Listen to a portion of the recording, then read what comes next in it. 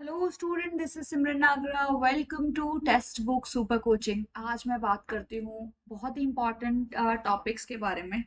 और वो टॉपिक्स आपके रहेंगे पंचामृत और G20, BRICS, international millets year. ठीक है, तो ये चार टॉपिक्स आपको पढ़ने बहुत ज़्यादा इंपॉर्टेंट है एग्जाम के पर्सपेक्टिव से और एग्जाम से पहले।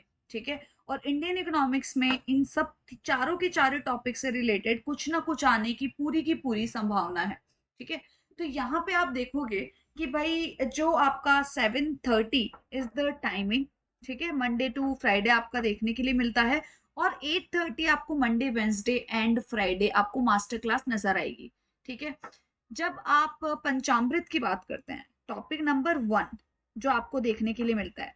ठीक है, do not forget to join classes at 7:30। ठीक है, on regular basis 7:30 Monday to Friday, even after exams you have to go for. अब देखो, रोड मैप की बात करते हैं। ग्रीनर इंडिया मतलब आप सस्टेनेबिलिटी के पॉइंट ऑफ व्यू से सोच रहे हैं। सस्टेनेबिलिटी के पॉइंट ऑफ व्यू से सोचने का मतलब क्या है? You are not only thinking about present generation but also the future one. ठीक है, पहली बात। दूसरी चीज, पंचामृत नाम से ही आपको पंच और अमृत, ठीक है, दोनों में कंडीशंस नजर आई होगी कि आपको कुछ ना कुछ 5 पॉइंटर्स की बात करनी है जो आपकी सस्टेनेबिलिटी और ग्रीन इंडिया की बात करे।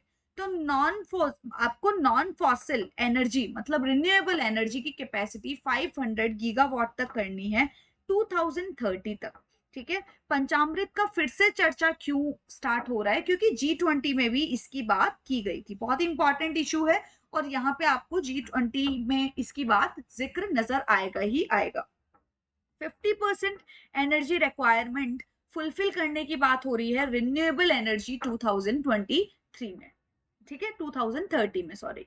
ठीक है, और 1 बिलियन कार्बन इमिशन बाय 2030 में कम करने की कोशिश की जाएगी कि भाई 2030 तक हमारा टारगेट कंप्लीट हो जाए 1 बिलियन कार्बन इमिशन को कम करने का। इंटेंसिटी कम कर लो 45% से 2030 तक।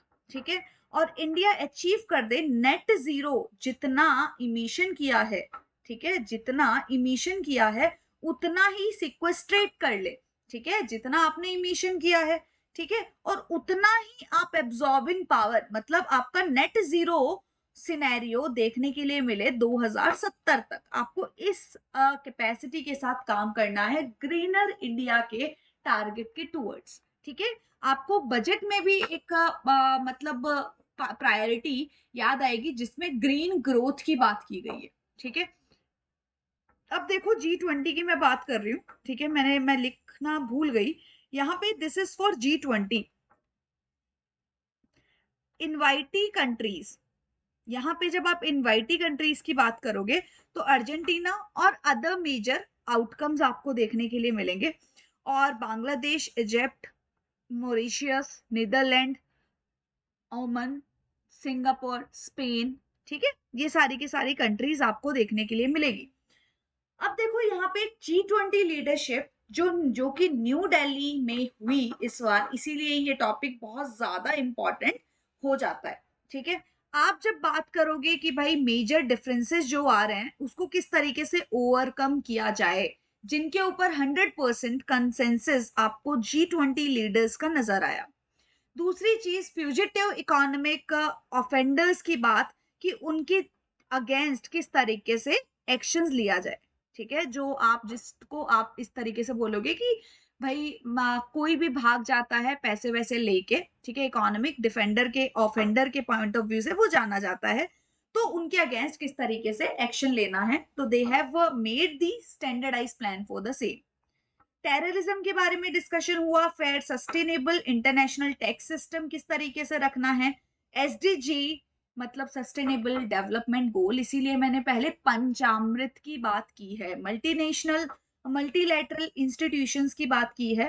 ठीक है, जहां पे आप मल्टीलेटरल डेवलपमेंट बैंक्स और यूएनएससी की भी बात करते हो। डिजिटल पैरामीटर्स को ज्यादा से ज्यादा स्प्रेड करने की कोशिश की जा रही है जिससे कि इंक्लूसिविटी सम्मिलित किया जाए ज्यादा से ज्यादा लोगों को और वुमेन एम्पावरमेंट को इनहेंस किया जाए। G20 में आपको फूड सिक्योरिटी के साथ साथ आपको न्यूट्रिशियस, ठीक है, न्यूट्रिशंस के बारे में भी बात की गई। इसी में आपका टॉपिक आ सकता है इंटरनेशनल मिलेट ईयर भी, ठीक है, इसमें आपको मिलेट से रिलेटेड भी अच्छा खासा डिस्कशन नजर आया, क्योंकि यहाँ पे फूड सिक्योरिटी के साथ में आपको न्यूट्रिशंस की बात की जा रही है। क्योंकि फूड सिक्योरिटी में तो फिर भी अपना टारगेट रूरल इंडिया में 75% और अर्बन इंडिया में 50% रहता था, लेकिन अभी इसके साथ में आपको न्यूट्रिशंस के ऊपर भी बहुत ज्यादा फोकस दिया जा रहा है, ठीक है। ग्लोबल बायोफ्यूल अलायंसेस भी मतलब लॉन्च किए गए हैं with perspective to sustainable development, इन सब की बात की गई है। किन किन एरियाज में आप काम करना चाहते हो, आप एक कनेक्टिविटी ज्यादा से ज्यादा बढ़ाने की कोशिश कर रहे हो, be it be through waterways और be it be from the railways, ठीक है। आप वाटर शिपिंग और आप जब बात करते हो रेलवे कनेक्टिविटी की, ठीक है, मिडिल ईस्ट कंट्रीज के साथ, तो यहाँ पे बात हो रही है कि इंडिया, यूएई, सऊदी, ईयू जैसी कंट्रीज जो पार्ट फॉर दी आपको देखने के लिए मिलेगा partnership for global infrastructure and investment. इसके बारे में मैंने आप लोगों को बताया भी था, बेल्ट एंड रोड इनिशिएटिव के साथ में आपको इसका कंपैरिजन किया था कि भाई partnership for global infrastructure investment में किस तरीके से कनेक्टिविटी की बात की जा रही है, किस तरीके से इंफ्रास्ट्रक्चर की बात की जा रही है, तो you should be aware about this, ठीक है। अब देखो जो सबसे महत्वपूर्ण, ये तो इंपॉर्टेंट इंफॉर्मेशन हो गई कि किन किन फील्ड से रिलेटेड यहाँ पे बात की गई है। आपको गलती से भी ये गलती नहीं करनी है कि भाई बायोफ्यूल से रिलेटेड बात नहीं हुई थी क्या, इकोनॉमिक ऑफेंडर से रिलेटेड बात नहीं हुई थी क्या, या फिर क्राइम से रिलेटेड बात नहीं हुई थी क्या, एवरीवेयर, ठीक है, यू हैव फोकस्ड ऑन, ठीक है। G20 आपका कॉम्प्रिहेंसिव ग्रुप देखने के लिए मिलेगा which has talked about more और लेस ऑन एवरी एस्पेक्ट। अब आप देखोगे G20 नाउ G21, क्यों, क्योंकि यहाँ पे in the line with India as voice of global south, ठीक है, in the voice of global, as the voice of global south, तो आप देखोगे परमानेंट मेंबरशिप बात की गई अफ्रीकन यूनियन की इन टू G20, जिसमें से आपको 19 कंट्रीज प्लस 1 ग्रुप देखने के लिए मिला था, और यहाँ पे अब ग्रुप एक और ऐड हो गया है यूरोपियन यूनियन के साथ, वो है अफ्रीकन यूनियन। अब आप मुझे कमेंट करके ये बताएंगे कि अफ्रीकन यूनियन में नंबर ऑफ मेंबर्स कितने हैं, या फिर ये सिर्फ एक कंट्री के बारे में बात की जा रही है, ठीक है। अब देखो यहाँ पे आप बात करोगे बायोफ्यूल अलायंसेस की, जो कि आप इंडिया, ब्राजील और यूएस इसको लेड करता है, ये स्टेटमेंट बेस्ड क्वेश्चन में पूछा जा सकता है, ठीक है। इनिशिएटिंग मेंबर्स जो बात करोगे Mauritius, Argentina, Bangladesh, Italy, south Africa और यूएई, ठीक है। और यहाँ के ऑब्जर्वर देखोगे कनाडा और सिंगापुर। 19 कंट्रीज के साथ में 12 इंटरनेशनल ऑर्गेनाइजेशन भी इसको ज्वाइन करने के लिए तैयार हुए, ठीक है। और जब आप क्लाइमेट की बात करते हो तो आपको मैं बता देती हूँ टॉप 10 कंट्रीज जो है वो अच्छा खासा 90% आपको इमिशन करती हुई नजर आती है, और जो 10 कंट्रीज आपको यहाँ नजर आएगी मोर और लेस वो G20 का पार्ट ही है, ठीक है। तो आपको दिखेगा कि हाई लेवल प्रिंसिपल्स जो है लाइफस्टाइल फॉर सस्टेनेबल डेवलपमेंट, ठीक है, ये जो प्रिंसिपल है हाई लेवल प्रिंसिपल, इसमें आपको देखने के लिए मिलेगा कि pledge to 3x renewable energy capacity globally by 2030, ठीक है, ग्लोबल लेवल पे 3x आपको रिन्यूएबल एनर्जी की तरफ जाना है, जिसमें से अच्छा खासा इंक्रीमेंट इस सेंस में करती हुई, ठीक है, इंडिया भी नजर आनी चाहिए, ठीक है। तो अच्छी खासी ट्रॉपिकल कंट्री है, तो आपको पता है कि रिन्यूएबल एनर्जी में we can play a major role in it, or we can help the world to reach at 3x target, ठीक है। तो यूके कमिट करती है कि भाई 2 बिलियन आप कमिट कर सकते हो, इतना डॉलर। आपको पता है ना कि डेवलपिंग कंट्रीज को फंड दिया जाता है just to improve the condition of मतलब ऑन एनवायरमेंट बेसिस, एनवायरमेंट के लिए आपको ठीक ठाक करना है, बर्बादी कर दी डेवलप कंट्रीज में तो आप फंडिंग भी कर सकते हो आप। तो 2 बिलियन बात की गई है, कमिट किया गया है ग्रीन क्लाइमेट फंड के अंदर, ताकि सारे के सारे ग्लोबल लेवल पे काम किया जा सके, ठीक है। फिर उसके बाद में आप बात करते हो ब्रिक्स की, अभी तक बात हो गई पंचामृत और G20। जब आप ब्रिक्स की बात करते हो तो आपको क्या नजर आएगा कि 15th समिट आपको देखने के लिए मिली, आपको ये नोट करना है, ठीक है। Expanding its member from 5 to 11 countries, ठीक है, आपको यहाँ पे 5 टू 11 कंट्रीज में एक्सपेंड हुआ, तो ये इंपॉर्टेंट पॉइंट बन जाता है। फिर उसके बाद में आप बात करोगे कौन कौन सी वो कंट्रीज है, ठीक है, जो कि effort to enhance the global spending. तो आप देखोगे कि Egypt, Iran, Saudi Arabia, UAE, Ethiopia और अर्जेंटीना, ठीक है, जिन्होंने मतलब ब्राजील, रशिया, इंडिया, चाइना और साउथ अफ्रीका को ज्वाइन कर लिया, ठीक है। तो ये 5 कंट्रीज आर देयर जिसने, मतलब 6 कंट्रीज आर देयर जिसने ज्वाइन किया है 5 + 6, ठीक है। तो आप देखोगे 5 + 6 कंट्रीज, नाउ इट इज 11, ठीक है, जिन्होंने ज्वाइन कर लिया है। और full membership will take into affect 2024 से, ठीक है। तो आपको ये नोट कर लेना है, क्या ये ज्वाइन हो चुकी है या it is about to join. तो लार्ज इकोनॉमीज आपको देखने के लिए मिलेगी, जितनी ज्यादा economy would be the part of this multilateral trade system, या ट्रेड भी तो हो गई ना यहाँ पे ऑटोमेटिकली, आप इतनी सारी कंट्रीज को इन्वॉल्व कर रहे हो, तो ये आप एक कंपेरि मतलब मल्टीलेटरलिज्म ही तो बना रहे हो। तो वो चीज अच्छी रहती है, और जितना ज्यादा ये हाई स्केल रहता है उतना ग्रोथ ओरिएंटेशन रहता है, उतना इकोनॉमीज अच्छी होती है, मतलब इफिशियंसी बढ़ती है, ठीक है। और जितनी ज्यादा इफिशियंसी कॉम्पिटिटिवनेस आएगा, उतना ज्यादा आप चीजों को फ्री रख रहे हो। मल्टीलेटरलिज्म का मतलब क्या है कि आप इन 11 जो देश है इनके ऊपर रिस्ट्रिक्शन नहीं लगाओगे, और अगर लगाओगे भी तो बहुत ही नॉमिनल, एकदम छोटा छोटा रिस्ट्रिक्शन लगाओगे। तो आप फ्रीली काम कर रहे हो, फ्रीली का मतलब क्या होता है, कंपटीशन आपको बिल्ड करनी पड़ेगी। तो उस पॉइंट ऑफ व्यू से यहाँ पे बात हो रही है, ठीक है।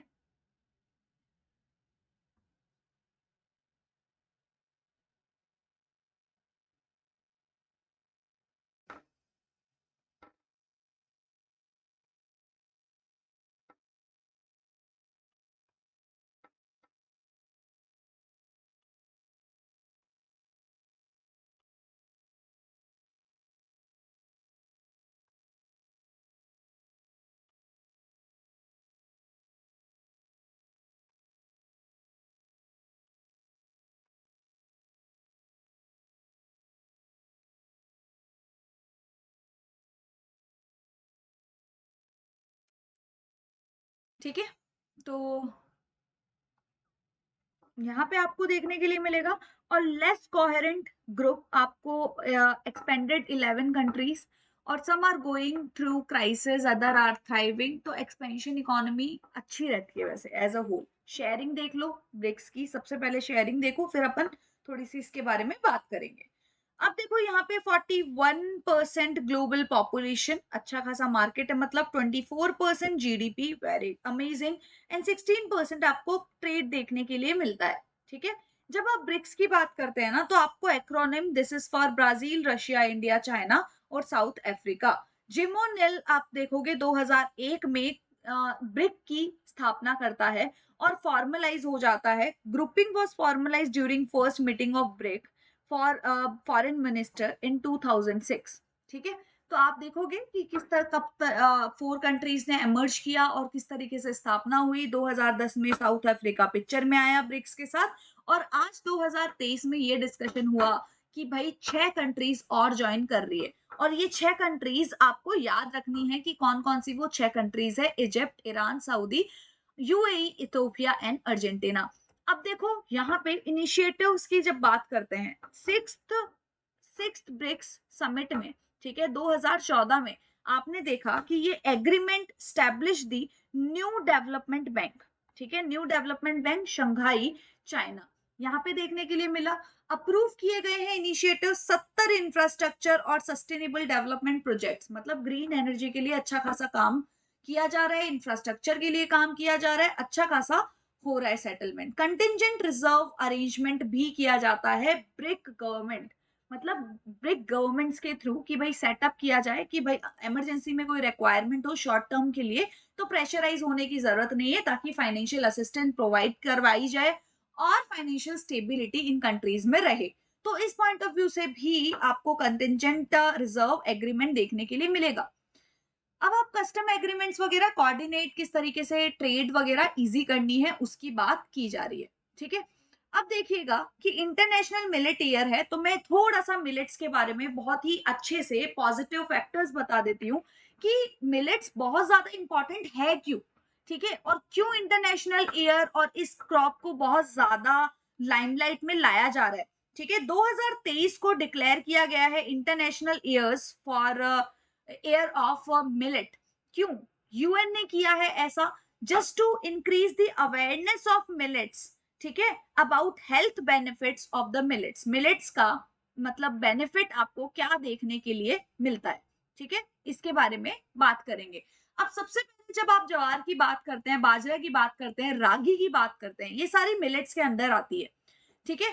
तो इसमें आप ये देखोगे कि क्या आपको बेनिफिट्स देखने के लिए मिलेंगे इन क्रॉप्स के, ठीक है। क्या ये इंडिजिनस वेराइटी है, मतलब परंपरागत चीजों के ऊपर बेस्ड है? बिल्कुल है, ठीक है। अर्लीस्ट एविडेंसेस आपको देखने के लिए मिलेंगे इसके, ठीक है। अब देखो क्लाइमेटिक पॉइंट ऑफ व्यू से आप अगर देखो तो land is considered as very very very important factor. तो अगर मैं लैंड के पर्सपेक्टिव से बात करूं तो आपको ये देखने के लिए मिलेगा कम टाइम लग रहा है आपका, ठीक है, कम वाटर लग रहा है आपका, ठीक है, आपको सॉइल की क्वालिटी भी अच्छी नहीं चाहिए इस क्रॉप के लिए, ठीक है, और ये खरीफ क्रॉप है। अब आप एक सोचो कि कम वाटर लग रहा है और ये खरीफ क्रॉप है, पुअर क्वालिटी भी चलेगी सॉइल की, मतलब ये सारी की सारी इसके रिक्वायरमेंट, ज्यादा भाव नहीं बढ़े हुए हैं, आप जैसा दोगे वैसे में सरवाइव कर लेगी ये क्रॉप, ठीक है। तो आपको ज्यादा लोड लेने की जरूरत ही नहीं है, यहाँ पे शॉर्ट ज्यादा टाइम भी स्पेंड नहीं करना है। तो क्लाइमेटिक कंडीशंस के पॉइंट ऑफ व्यू से और इकोनॉमिकल भी है ये। मेरी जमीन खराब है लेकिन मैं इस क्रॉप के बारे में सोच सकती हूँ कि यहाँ पे ये क्रॉप फुलफिल हो सके, ठीक है, मतलब प्लांट मतलब कल्टीवेट हो सके। आप देखोगे कि India 20% of the world production, Nigeria China largest producer है मिलेट्स का इन द वर्ल्ड, ठीक है, मोर देन 55%, नाइजीरिया और चाइना दोनों मिला के, ठीक है। आप लोग मुझे ये बताएंगे कमेंट करके कि इंडिया की क्या रैंक है मिलेट्स में ऑल ओवर वर्ल्ड, ठीक है। मिलेट्स प्रोडक्शन की जब बात करते हैं वो अच्छा खासा इंक्रीज होने की बात की जा रही है ग्लोबल लेवल पे, इसीलिए इसका नाम रखा गया है इंटरनेशनल ईयर ऑफ मिलेट्स। इसके पीछे का एक और रीजन है, अगर मैं हेल्थ के पॉइंट ऑफ व्यू से भी बात करूं, ठीक है, तो आपको ये देखेंगे डाइजेस्ट होने में धीरे धीरे, यहाँ पे फूड सिक्योरिटीज के साथ में मिलेट्स को ऐड क्यों करने की बात की जा रही है, क्योंकि आप लोगों को ये बोला जा रहा है कि यहाँ पे हंगर की संभावना बहुत कम रहेगी क्योंकि इसका डाइजेशन एकदम स्लोली होता है, ठीक है। तो मतलब आपको भूख कम लगेगी, मतलब आपकी प्रोडक्टिविटी रिड्यूस नहीं होगी, और this is very very healthy, ठीक है। और यहाँ पे मेजर प्रोड्यूसर्स की बात करते हैं तो राजस्थान है, यूपी है, आंध्रा है, तेलंगाना, कर्नाटका, तमिलनाडु, महाराष्ट्र, गुजरात एंड हरियाणा, ठीक है। और इन्होंने मतलब इनके ही साथ में, मतलब यूएन ने जैसे ही प्रपोज किया, इन्हीं के साथ में इंडिया ने शेयर किया विजन अपना कि 2023 में people's movement alongside positioning India as global hub for millets. और इसी के रहते आपको जीएसटी काउंसिल में ये तय किया गया है कि किस तरीके से नॉमिनल रेट्स, मतलब 5, अगर जो चीज 12% है तो 5% टैक्स कर दो, मतलब they are trying to promote और स्प्रेड द थिंग्स। और वो स्प्रेड कब होगी, डिमांड कब हाई होगी, जब प्राइसेस कम होंगे, ठीक है।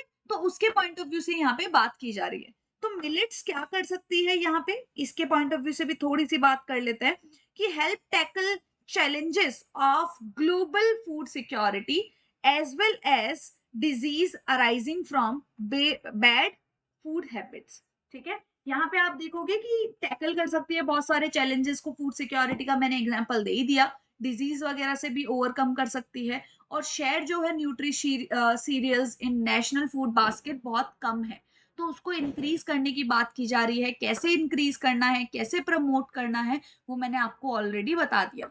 और आपको ग्लोबल हब बनना है तो आपको पीएम ने बोला है, अब इंडियन गवर्नमेंट ने ये साफ साफ बोला है कि भाई मिलेट्स को किस तरीके से प्रमोट किया जाएगा। We do not only have to focus on food security but also on the nutritions, ठीक है। ये सजेशंस भी दिए गए हैं, इंटरनेशनल ईयर फॉर मिलेट्स की भी बात की गई है, पीडीएस सिस्टम को कैसे इंप्रूव करना है, ना कि सिर्फ कवरेज से but also from the nutritions, ठीक है, किस तरीके से आप पोषण दोगे। अब देखो यहाँ पे आपको टेलीग्राम ग्रुप को ज्वाइन करना नहीं भूलना है। If you are watching this video for the first time, do not forget to join the channel. Thank you so much. Have a great day to all of you and do not forget to give the answers for the questions कि मैंने आपको पूछा है African union में कितने members है और millets के प्रोडक्शन में इंडिया की क्या रैंकिंग है। तब तक के लिए thank you so much, have a great day to all of you.